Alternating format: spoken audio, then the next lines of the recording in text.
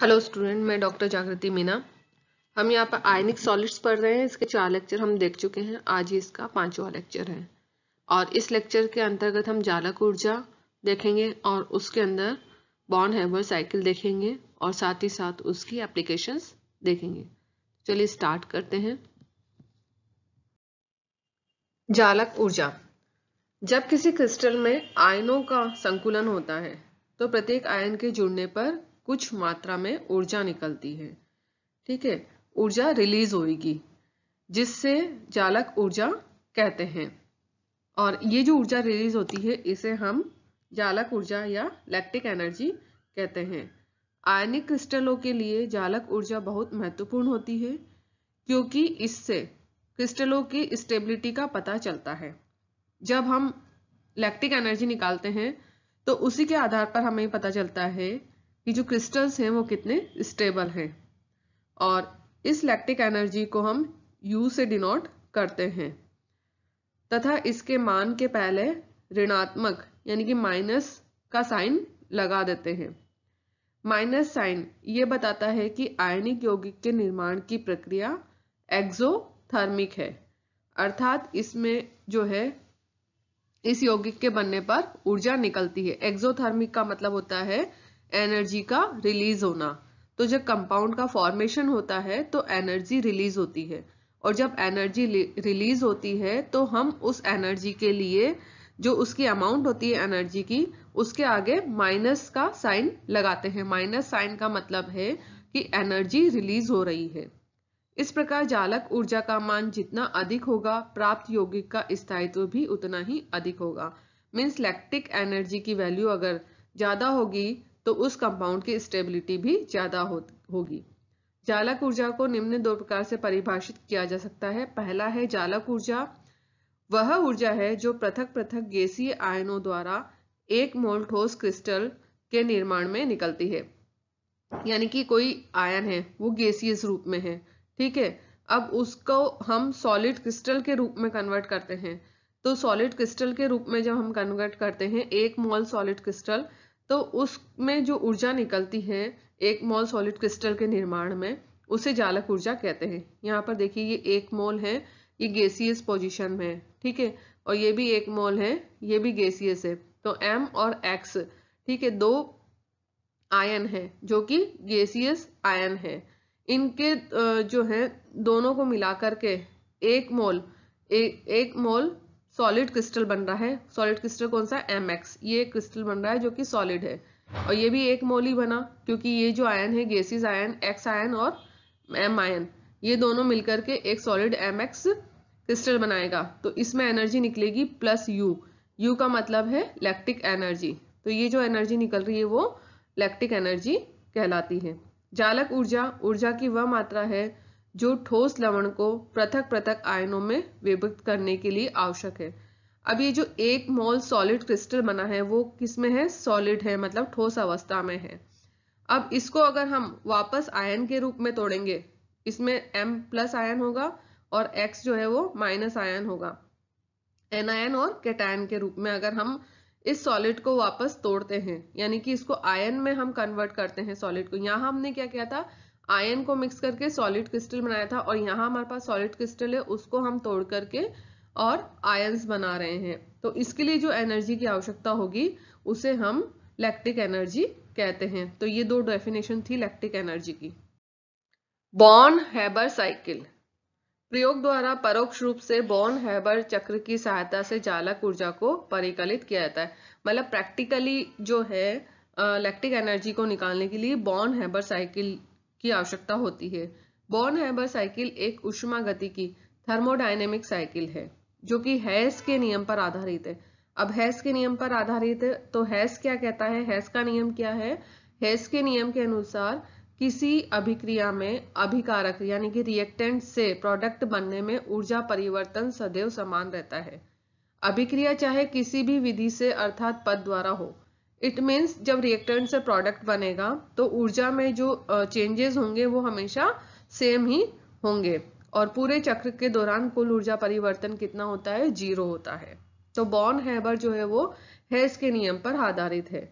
Born Haber चक्र हेस नियम पर आधारित एक थर्मोडायनेमिक साइकिल है, जो कि आयनन विभव, ionization potential, electron affinity, sublimation और डिसोसिएशन एनर्जी, जालक ऊर्जा तथा अभिक्रिया ऊष्मा यानी कि हीट ऑफ रिएक्शन अर्थात हीट ऑफ फॉर्मेशन में संबंध को बताता है। बॉर्न हेबर साइकिल क्या करता है, ये जो है जितने भी अभी कारक बताए मैंने आपको, ionisation energy, electron affinity, sublimation energy, dissociation energy, heat of reaction, heat of formation, इन सब में जो रिलेशन है उसको बॉर्न हेबर द्वारा समझा सकते हैं, या बॉर्न हेबर इन सब के रिलेशंस को समझाता है।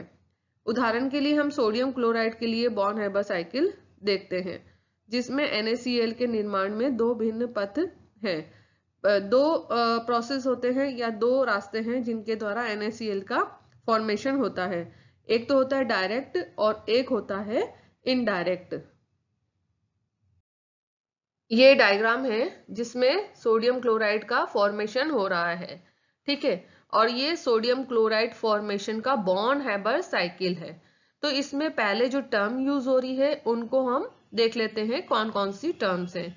यहाँ पर S जो है वो उधरुपातन ऊर्जा यानी कि सब्लिमेशन एनर्जी है, ये जो S है, ठीक है, ये सब्लिमेशन एनर्जी। उसके बाद में हम I पे चले, I क्या है, आयोनाइजेशन एनर्जी, आयनन ऊर्जा। उसके बाद में हम D पे चलते हैं, तो D क्या है, ये है डिसोसिएशन एनर्जी। उसके बाद में ये देखिए E का मतलब है इलेक्ट्रॉन एफिनिटी, इलेक्ट्रॉन बंधुता। और फिर उसके बाद में है U का मतलब है लैक्टिक एनर्जी या जालक ऊर्जा। अब यहाँ पर डेल्टा H जो है वो अभिक्रिया ऊष्मा यानी कि हीट ऑफ रिएक्शन या हीट ऑफ फॉर्मेशन है, ठीक है। और S जो है, ये वाला S जो सोडियम के साथ में ब्रैकेट में लिखा हुआ उसका मतलब सॉलिड है, और यहाँ G का मतलब क्या है, गैस, और ये E का मतलब है यहाँ पर इलेक्ट्रॉन। तो बॉर्न हेबर साइकिल में जितने भी सिंबल हैं उनके बारे में पहले हमने समझ लिया। और बॉर्न हेबर साइकिल में दो विधि होगी, या तो प्रत्यक्ष विधि होगी जो कि पथ नंबर 1 होगा, मतलब पाथ फर्स्ट होगा, और अप्रत्यक्ष विधि यानी कि इनडायरेक्ट प्रोसेस होगा जो कि पाथ सेकंड होगा। तो चलिए इसको समझते हैं।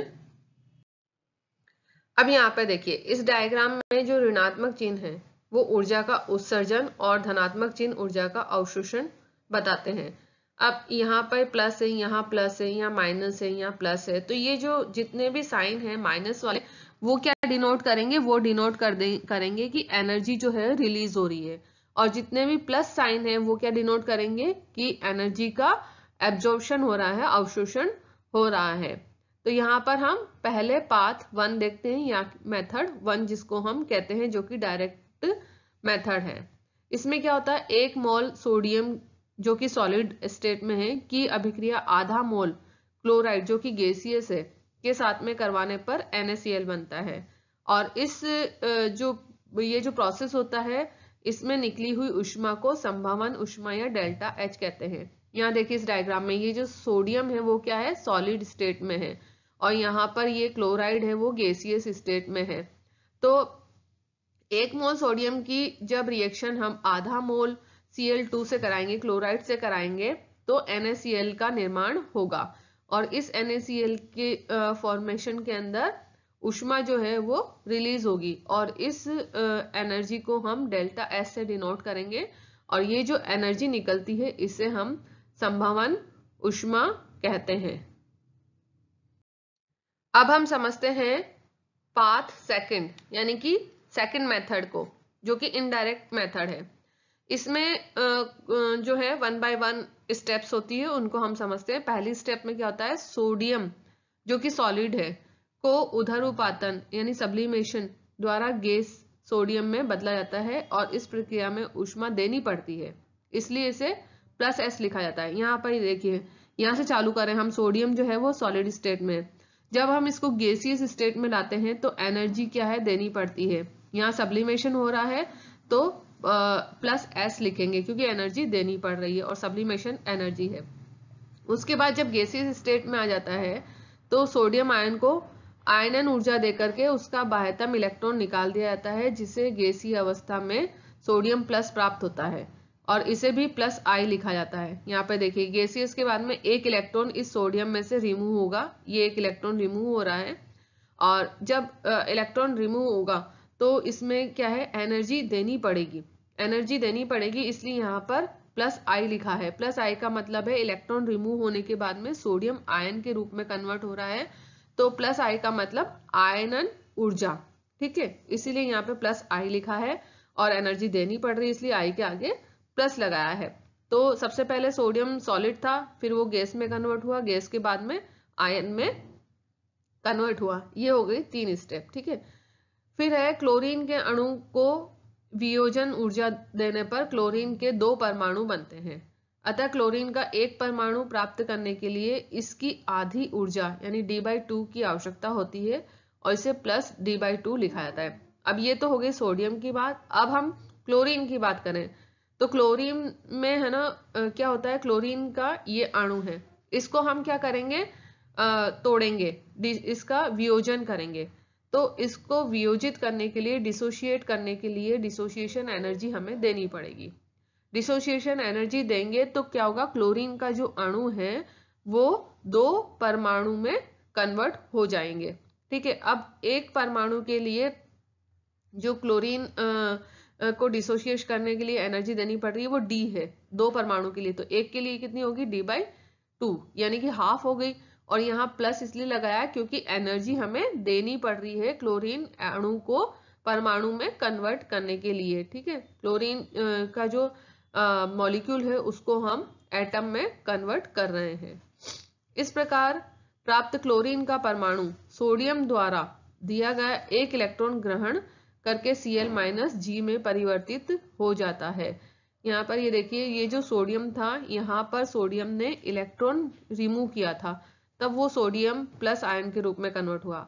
अब ये जो सोडियम द्वारा इलेक्ट्रॉन रिमूव किया गया है, इसको क्या करेगा, ये जो क्लोरीन परमाणु बना है ये ग्रहण कर लेगा, और ग्रहण करके ये जो क्लोरीन परमाणु है वो गैसीय अवस्था में परिवर्तित हो जाएगा और Cl- बन जाएगा। ये यहाँ पर ये Cl- में कन्वर्ट हो गया।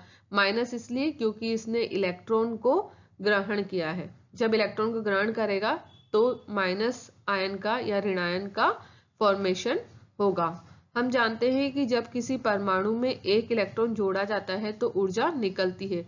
यहाँ -E इसलिए लिखा है क्योंकि ऊर्जा जो है वो क्या हो रही है, रिलीज हो रही है, और इसे हम इलेक्ट्रॉन बंधुता कहते हैं, और इसे हम -E द्वारा प्रदर्शित करते हैं। तो ये जो क्लोरीन का परमाणु था, सबसे पहले क्लोरीन का एटम था, वो डिसोशिएट हुआ, उसके बाद में क्लोरीन परमाणु बना। क्लोरीन परमाणु ने इलेक्ट्रॉन को ग्रहण किया और ये क्लोरीन का एक आयन बना।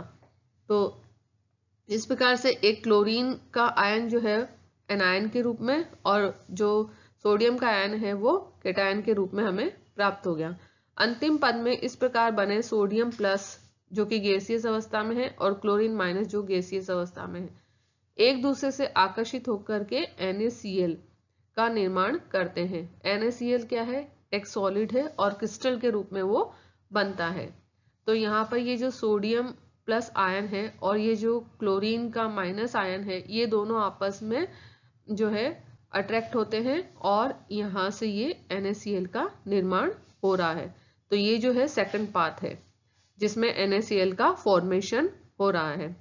अंतिम पद में इस प्रकार बने Na प्लस और Cl- जो एक दूसरे से आकर्षित होकर NaCl का निर्माण करते हैं। अतः हैस के नियमानुसार प्रत्यक्ष विधि में ऊर्जा परिवर्तन इक्वल टू अप्रत्यक्ष विधि में ऊर्जा परिवर्तन, यानी डायरेक्ट मेथड में जो एनर्जी है उसमें जो चेंजेस है वो इनडायरेक्ट मेथड में हुए एनर्जी चेंजेस के बराबर होते हैं। ये डायरेक्ट मेथड था, इसमें एनर्जी चेंजेस -ΔH, और ये जो इनडायरेक्ट मेथड था कि पहले सोडियम सॉलिड से गैस में, गैस से आयन में बना, जो क्लोरीन है वो अणु से परमाणु में और परमाणु से आयन में कन्वर्ट हुआ, फिर ये दोनों मिक्स होकर के NaCl का निर्माण हुआ। ये इनडायरेक्ट मेथड है। तो इसमें जो एनर्जी परिवर्तन है इनडायरेक्ट मेथड में वो समान होता है। तो -ΔH ये क्या हो गया, डायरेक्ट मेथड के लिए इक्वल टू जो इनडायरेक्ट मेथड है उसके लिए क्या होगा, S, सबसे पहले सब्लिमेशन एनर्जी S, ठीक है, उसके अंदर में ये प्लस D/2, ठीक है, फिर प्लस I उसके बाद में माइनस ई, ये 4 तरह की एनर्जी है, और फिर 5वीं तरह की माइनस यू। तो minus delta H equal to S plus D by two plus I minus E minus U. तो कहने का मतलब ये है कि जो दोनों मेथड है इनमें जो एनर्जी चेंजेस है वो बराबर होती है, तो कुल मिलाकर एनर्जी में जो परिवर्तन है वो 0 होता है। तो इस तरह से यहाँ पे हमने लैक्टिक एनर्जी और लैक्टिक एनर्जी को प्रैक्टिकली हम कैसे कैलकुलेट कर सकते हैं वो देखा, और उसके लिए हमें बॉर्न हेबर साइकिल की आवश्यकता होती है। और बॉर्न हेबर साइकिल में दोनों जो मेथड हैं, इनडायरेक्ट और डायरेक्ट मेथड, इनको हमने देखे और किस तरह से बॉर्न हेबर साइकिल द्वारा NaCl क्रिस्टल का निर्माण होता है। तो ये जो बॉर्न हेबर साइकिल है वो हेज नियम पर आधारित होता है। तो ये सब चीजें हमने इस लेक्चर में देखी जो कि आपको अच्छे से समझ में आ गई होगी। और NaCl का निर्माण जिस तरह से होता है इसी तरह से MgCl2 और भी जो क्रिस्टल्स हैं उनका निर्माण बॉर्न हेबर साइकिल द्वारा हम समझा सकते हैं। Thank you so much.